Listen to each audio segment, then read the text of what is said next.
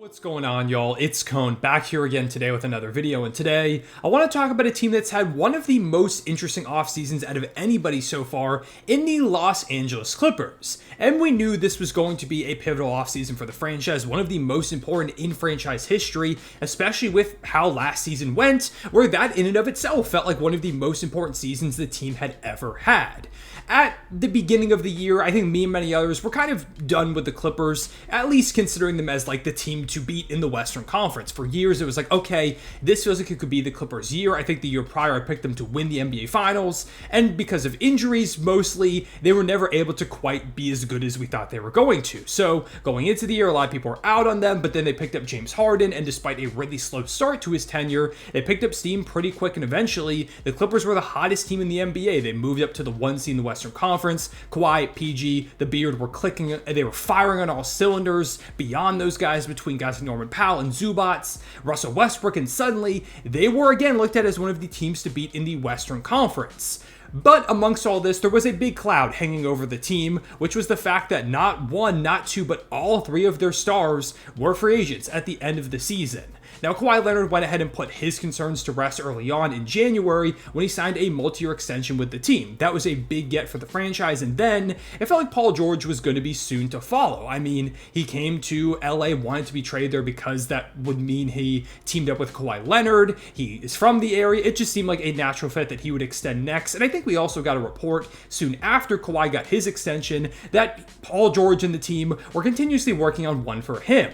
But then days went by, months went by, and suddenly we're heading to the end of the season and he doesn't have any agreement in place. So he and James Harden were seemingly going to go into the summer as potential flight risks. Now with James Harden, it never seemed like he was actually going to leave or had a chance. There were never any rumors before he eventually did re-sign with the team on a 2-year, $70 million deal. But Paul George was always like the guy where it felt like there was a non-zero chance that he departed. Now, the Clippers could probably put a lot of that to bed if they went ahead and went on a run, whether it was to the conference finals, the NBA finals, or maybe actually won a championship. Instead, like has happened for almost every season with this team, they dealt with a big injury. Kawhi Leonard hurt towards the end of the season, hardly played against the Mavericks, and didn't look like himself when he was out there, and the team loses in 6 games to the squad that would go on to win the Western Conference. So I guess that's a feather in their cap, but regardless, the Clippers were once again disappointing, and going into the summer, we started to hear rumors that maybe Paul George could walk specifically for the Philadelphia 76ers. We also heard some rumors ramping up that he could accept his player option and request a trade to a number of destinations, but primarily the Golden State Warriors were the team that was talked about, but he would end up opting out of that option, going into free agency, and it felt like it was between the Sixers or the Clippers, and as you all know at this point, he did go to Philadelphia, teaming up with Joel Embiid, Tyrese Maxey, and one of the more intriguing big threes in the NBA, a team I'm really excited about, on a 4-year, over $200 million contract. The sticking point in negotiations seemed to be that he wanted that 4th year. The Clippers really didn't want to give that to him. They didn't want to pay him all this money, especially with concerns about the new tax aprons, which, yeah, if you go into especially that second apron, suddenly your team building options are limited. You can't trade first-round picks a certain amount of years out. Your first-round picks go to the end of the lottery, or not the end of the lottery, but the end of the first round entirely if you've been in that tax for a few seasons. You can't combine contracts and trades. There's a lot of limitations, so the Clippers decided it was better to just go ahead and let him walk. And that's controversial because if you ask me, this is probably the move that slams their championship window shut. At the very minimum, it obviously shuts the door on the Kawhi Paul George era for Los Angeles. They were together for 5 seasons and did make a conference finals, the first one in team history in 2021, but that was the pinnacle of their success. They had a second round appearance in their first season together and then blew a 3-1 lead. They had a year where they missed the playoffs entirely because of injury. They had a couple seasons where they were first round exits, mostly because of injury. Injury really was the theme of these teams. They maybe could have made a run to a finals at some point, maybe in 2021 if Kawhi doesn't tear his ACL against the Jazz. They do end up in the finals against the Bucks, and who knows what happens from there, but it's all just going to be looked back on as hypotheticals. This Clippers team didn't meet expectations, and now the question is, where do they go from here? Well, for starters, like I said, they brought back James Harden on a 2-year, $70 million contract with a player option next season, so we'll see if he accepts that or not. And they have made some interesting additions to keep themselves competitive, like Derrick Jones Jr. They brought him in over from Dallas, 3 years, $30 million deal. I think that's very fair for him. They brought in Mo Bamba to give them more depth at the big man spot. I think he could be fun over here. Chris Dunn is supposed to become a Clipper, but it sounds like it's probably going to be a sign and trade, and that's not quite done yet, so we're waiting waiting to see what that deal is going to look like. They brought back Russ, or he came back accepting his player option, but it does look like they're going to end up trading him. There's rumors about some other guys, maybe like a DeMar DeRozan is still technically possible. I'm not imagining it happens at this point, but I guess it's possible. There's been rumors about Miles Bridges. They also did sign Kevin Porter Jr., which I don't even want to get into. I think it's insane he's back in the league at this point. But yeah, the Clippers have made some moves that ultimately I do think make them still a competitive squad, but I've seen some people say that they can still compete out there in the Western Conference, that Paul George wasn't that big of a loss.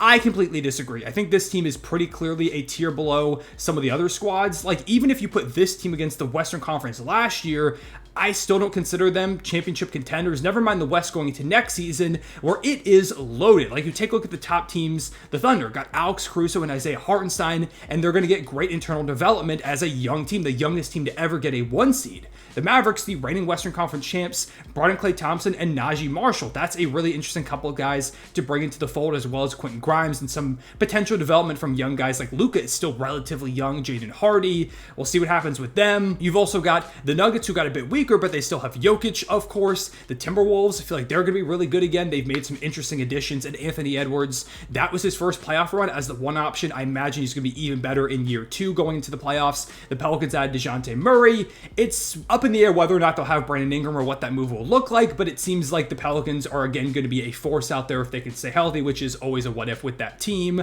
And then even just outside of those squads, like the Suns, maybe another year with that big 3 building chemistry and staying healthier, they could still be a force. We'll see what happens with the Lakers. They haven't really made any moves, but they're interesting. I mean, the Grizzlies are going to be back, and they were a 2 seed last time they were healthy, and now they've got young guys that develop that can fill some of those wing spots, like Vince Williams and G.G. Jackson. Marcus Smart's in the fold now. John Morant's going to be back full-time. Desmond Bane and Jaren Jackson Jr. are really good all-star caliber players.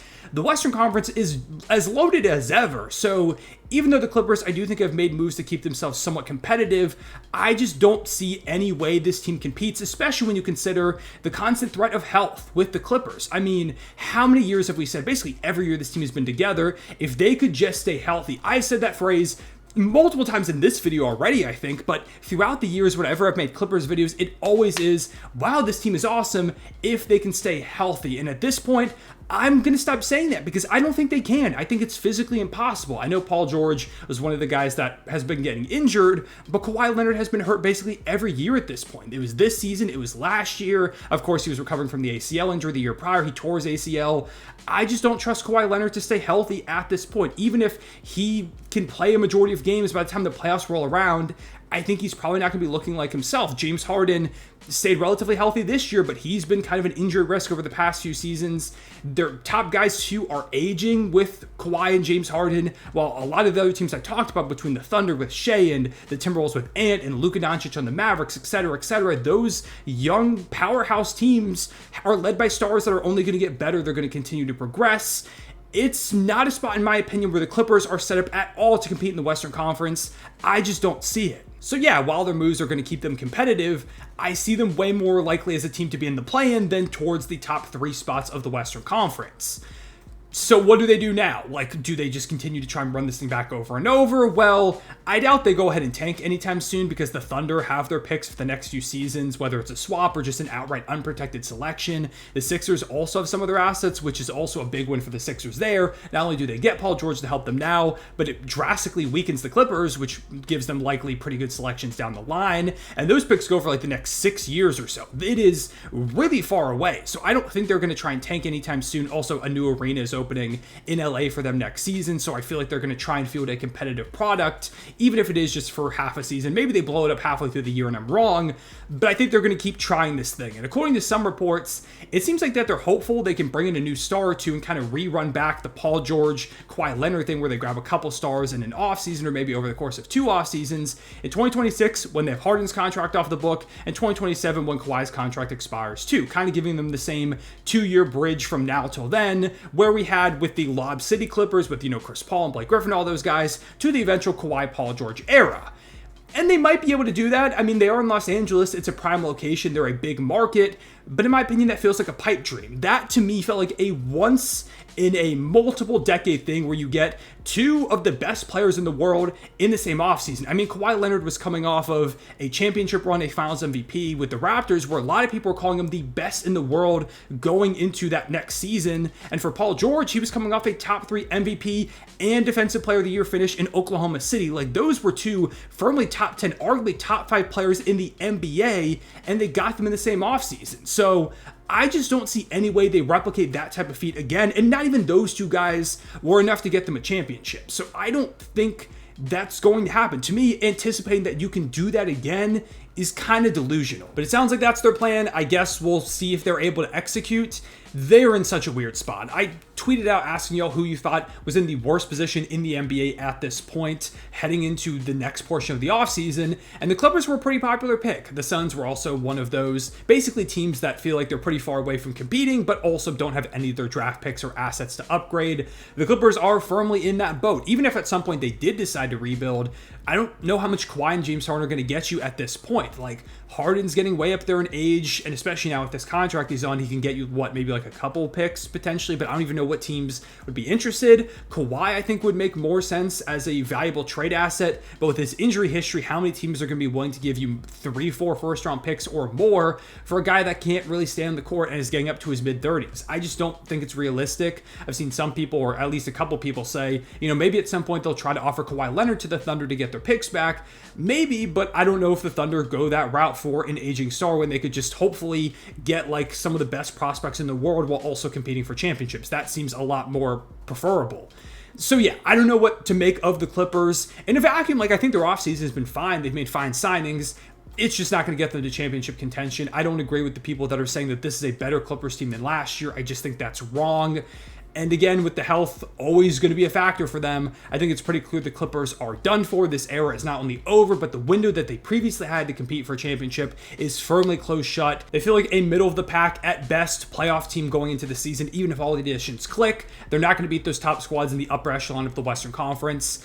Their time is come and gone, which it's a shame. I mean, obviously as a Thunder fan, them falling apart is kind of good for my franchise, but Paul George, I'm a big fan of his. Obviously he was here with the Thunder for a little bit. I really like Kawhi Leonard. It would have been cool to see them make some type of run. I mean, last season they had Russell Westbrook on the team too, one of my favorite players of all time, the greatest Thunder player ever.